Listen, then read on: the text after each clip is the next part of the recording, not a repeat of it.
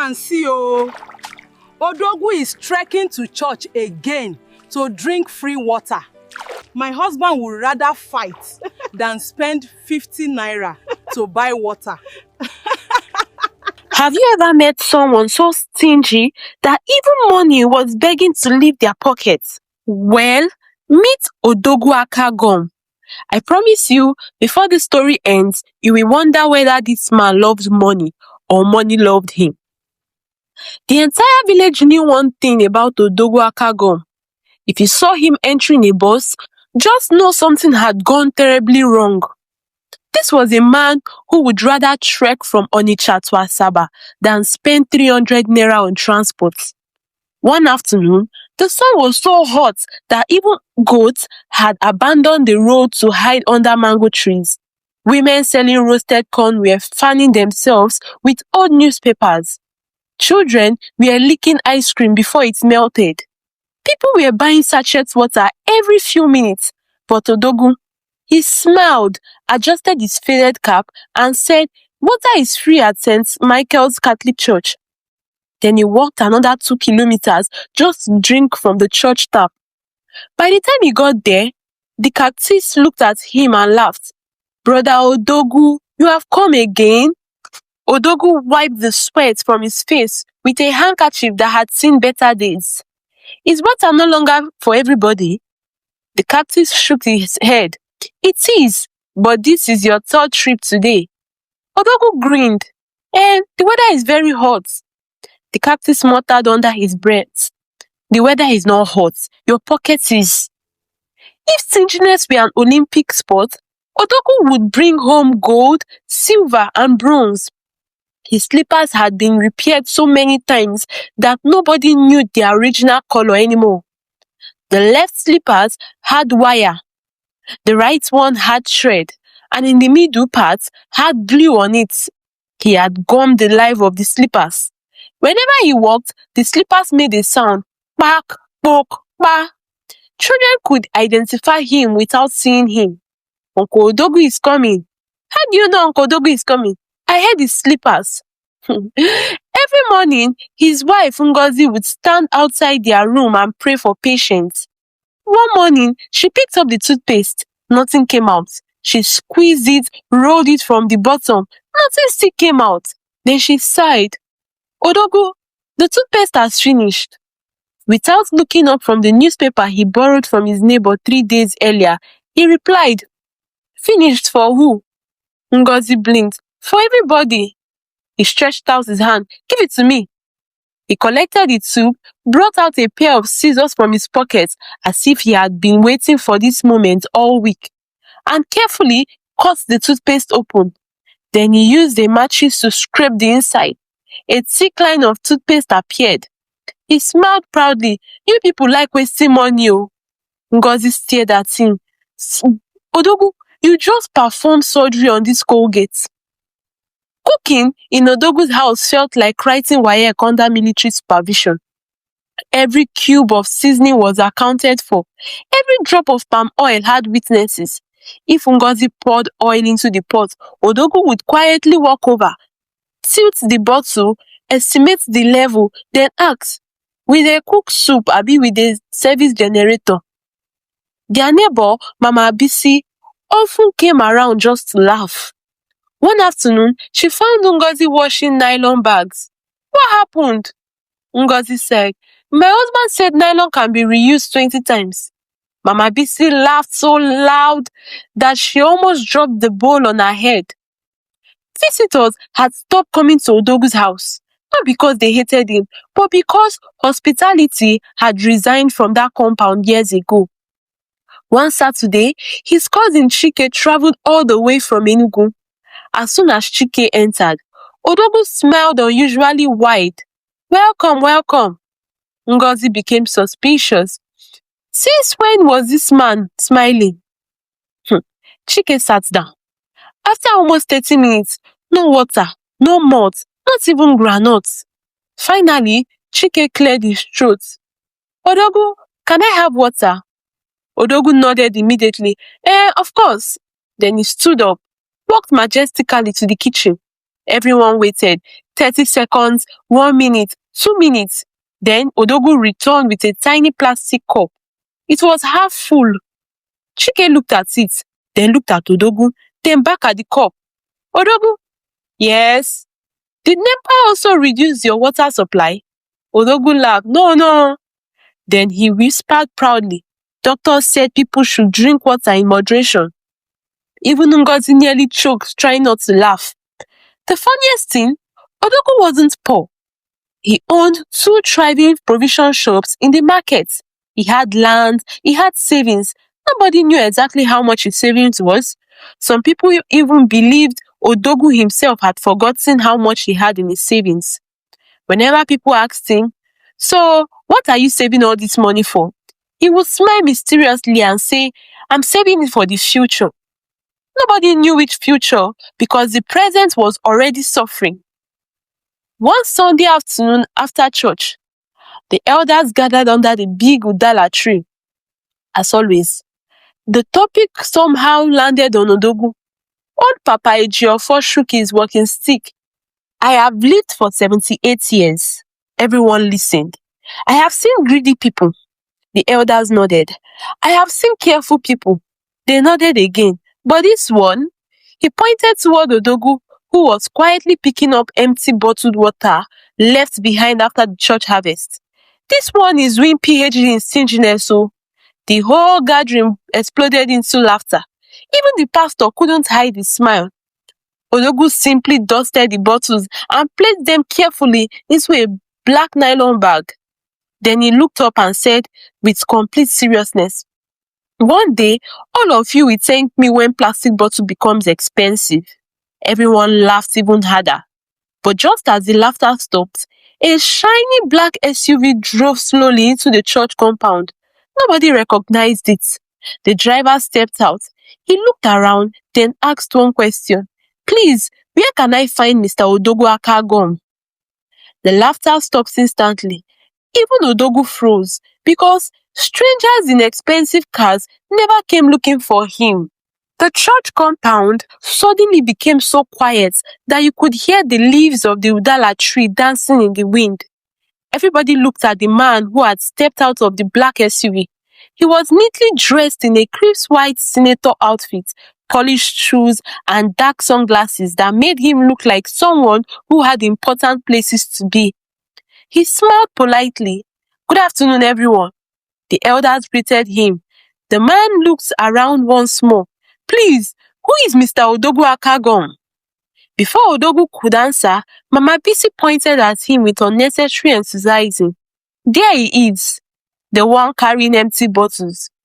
The whole place burst into laughter again. Odogwu quickly hid the nylon bag behind his back as if nobody had already seen him. "I am Odogwu." The visitor stretched out his hand. "My name is Emeka." Odogwu looked at the outstretched hand. Instead of shaking it immediately, he stared at Emeka's wristwatch and said to himself, "This watch alone can build a bungalow."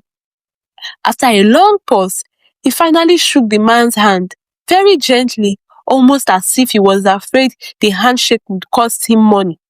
Emeka smiled. "I've been looking for you." "For me?" "Yes." "What did I do?" "Nothing." "Are you sure?" "Yes, I'm sure." The villagers exchanged curious glances. Nobody interrupted. Even the children abandoned their football. Emeka explained that he represented a company looking to buy several plots of land around the community for a new agricultural project. "We discovered that one of the largest pieces of land belongs to you." Odogwu's ears stood up like a rabbit hearing fresh carrots. "My land?" "Yes. We are prepared to pay a very good price." Nobody noticed it, but Odogwu quietly swallowed. His heartbeat doubled. Inside his heart, calculators had already started working overtime. That evening, the entire compound couldn't stop talking. Ngozi was smiling from ear to ear. "My husband, do you know what this means?" Odogwu nodded slowly. "It means negotiation." "No," Ngozi laughed. "It means God has remembered us." She began counting on her fingers. We will finally renovate this house. You will buy new slippers. We will replace the leaking roof. We will buy proper furniture. But Odogwu was not saying anything, and she frowned. Odogwu, are you listening to me? He looked at her seriously. I'm calculating. Calculating what? If I don't renovate this house, I will save money. Ngozi closed her eyes and said, Jesus, if I don't buy slippers, Odogwu said again. And Ngozi sighed deeply. I knew it. If I don't buy slippers, I will save more. She didn't even argue anymore. She simply walked inside and said, some battles were above human strength. The next morning, Emeka arrived at Odogwu's house with surveyors. Everything went well. Measurements were taken, documents were checked. Then came the discussion everyone had been waiting for. Emeka called an amount. Even dogs stopped and looked at him. Ngozi almost screamed. Papa Ejiofor removed his cap. Mama Bisi whispered, Ha! This money can feed 3 generations, oh. But Odogwu didn't smile. He didn't blink. He didn't even react. He folded his arms. I want more. Emeka laughed. More? Yes. We've already offered above market price. Yes, I still want more. Emeka politely explained, showed documents, compared nearby land values. Still, Odogwu shook his head. I want more. After nearly an hour, Emeka sighed. I will speak with my directors. He entered his SUV and drove away. The villagers stared at Odogwu. Papa Ejiofor scratched his head. My son. Yes. Do you actually want to sell this land? Yes, I do. So why didn't you agree? Odogwu smiled proudly. What if they can pay more? Papa Ejiofor looked at the sky and said, God, give me strength. News spread faster than Harmattan fire. By evening, everybody in the village was discussing it. At Mama Ngozi's food joint, customers stopped talking about football. They were discussing Odogwu. One customer laughed. If somebody offered me that money, I would carry the land on my head. Another replied, Odogwu would negotiate over free air if he had a chance. Even the woman serving pounded yam joined in. That man can ask for a discount after receiving a gift. The entire restaurant laughed. 3 days passed, no call, no visitor, nothing. Ngozi became pacing around the house. Odogwu, what if they don't come back? They will come. How do you know? Because they need the land. They will come back. Don't worry, Ngozi. Another 4 days passed, still nothing. For the first time in many years, Odogwu wasn't sleeping well. Every few minutes, he will peep through the window whenever he heard a vehicle. Every phone vibration made him jump. Whenever the network failed, he climbed onto a wooden stool outside, stretching his phone toward the sky as if bargaining with the telecom mast itself. Ngozi watched him and couldn't help smiling. So, you can worry too? I'm not worried. You've been checking your phone. You've checked your phone for 23 times this morning. 1 week later, while Odogwu was returning from the market, after trekking all the way home to save transport fare, he saw something that made his legs stop moving. A crowd had gathered in front of Papa Ejiofor's compound. People were celebrating, drummers were playing, women were ululating, children were dancing. He pushed through the crowd. What happened? Mama Bisi turned to him with eyes as wide as soup bowls. You haven't heard? Heard what? The companies came back. His heart skipped. They came? Yes. He smiled. I knew it. I knew they will come. Mama Bisi continued. But they did not come for you. They came for Papa Ejiofor's land instead. For a moment, nobody spoke. Odogwu slowly turned toward the Papa Ejiofor. Papa Ejiofor looked at him with kindness, not mockery. My son, they waited for your answer. Then he paused. When you refused, they found another piece of land. Odogwu's mouth opened, but no words came out. For the first time in his life, his own greed for saving and gaining more had cost him something far bigger than money. That night, Odogwu Akagom didn't eat. He sat outside on his wooden chair. staring into the darkness. Even his famous calculator stayed inside the house. Ngozi came out with a plate of hot pounded yam and egusi soup. She placed it beside him. Odogwu, you haven't touched your food. I'm not hungry. Ngozi smiled gently. Now that is serious, oh. She sat beside him. For several minutes, neither of them spoke. The only sounds were crickets and the distant laughter of children playing. Finally, Odogwu broke the silence. Do you think I made a mistake?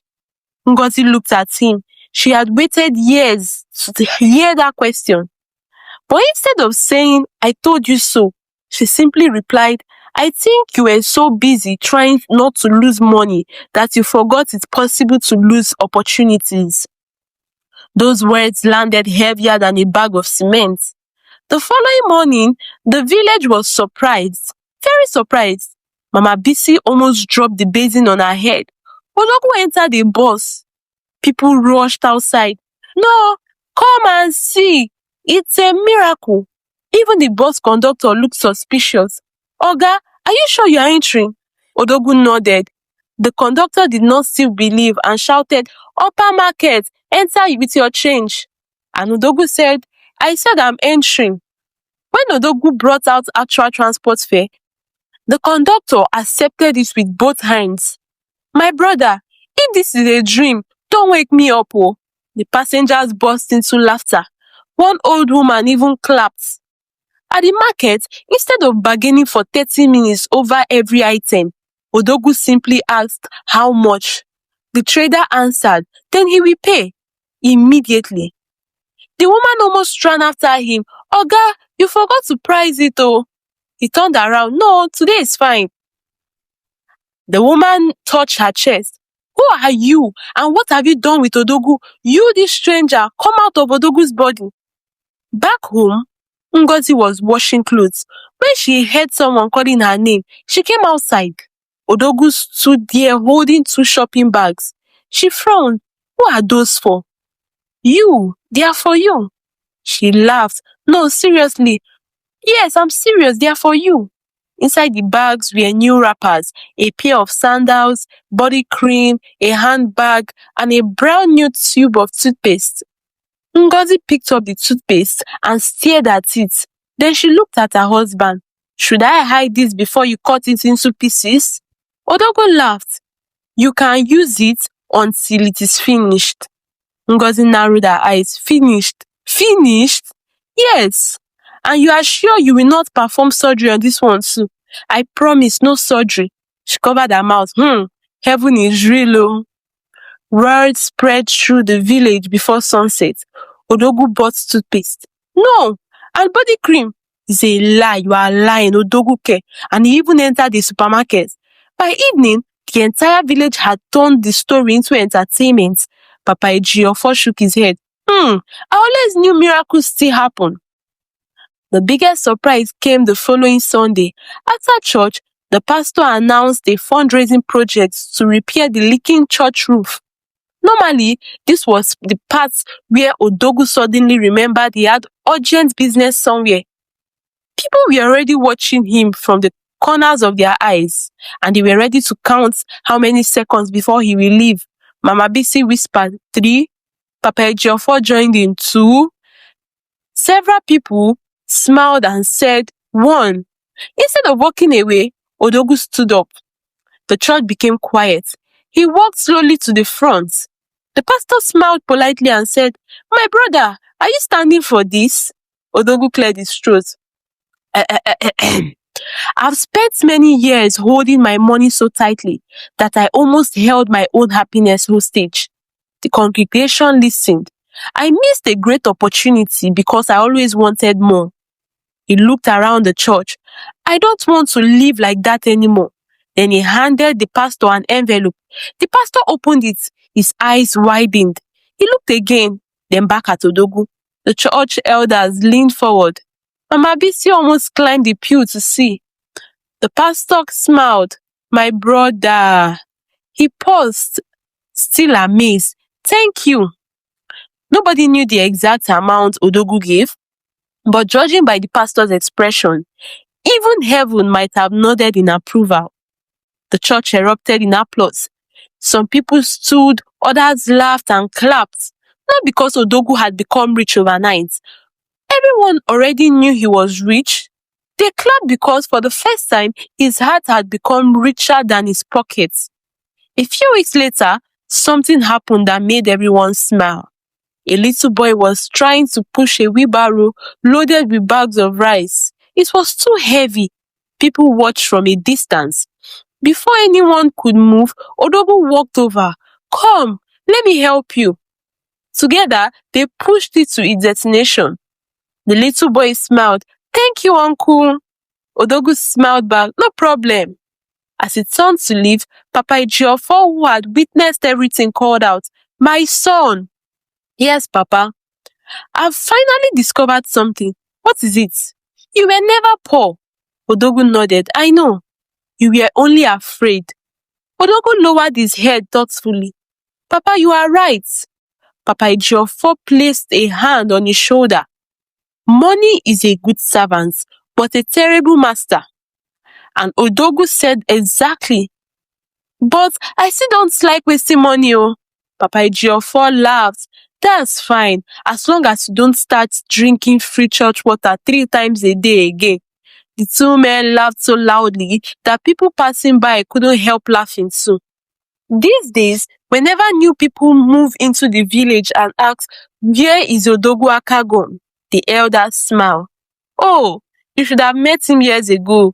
He once walked 2 kilometers just to drink free water. But these days, they point toward a neatly dressed man helping an elderly woman carry her load to the roadside. He still counts his money, but now he also counts his blessing. And maybe that's the difference between being careful with money and allowing money to control your life. So let me ask you, have you ever met someone like the old Odogwu Akagom? Or maybe you've caught yourself behaving a little like him? Share your funniest experience in the comments. I would love to read them.